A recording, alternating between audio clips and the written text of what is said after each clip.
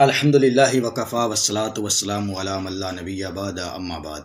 ناظرین کرام، صحیح مسلم کے اندر حدیث موجود ہے کہ حضرت ابو سعید خدری رضی اللہ تعالیٰ عنہ بیان کرتے ہیں کہ ایک دن حضرت جبرائیل علیہ الصلاۃ والسلام نبی کریم صلی اللہ علیہ وآلہ وسلم کے پاس تشریف لائے، تو جب حضرت جبرائیل علیہ الصلاۃ والسلام نے نبی کریم صلی اللہ علیہ وآلہ وسلم کو دیکھا تو پوچھا، کیا آپ بیمار ہیں؟ تو آقا علیہ الصلاۃ والسلام نے کہا، ہاں میں بیمار ہوں۔ تو اس وقت حضرت جبرائیل علیہ الصلاۃ والسلام نے نبی کریم صلی اللہ علیہ وآلہ وسلم کو دم کیا تھا۔ دم کرنے والے کون ہیں؟ سارے فرشتوں کے سردار حضرت جبرائیل علیہ الصلاۃ والسلام ہیں۔ اور دم کس کو کر رہے ہیں؟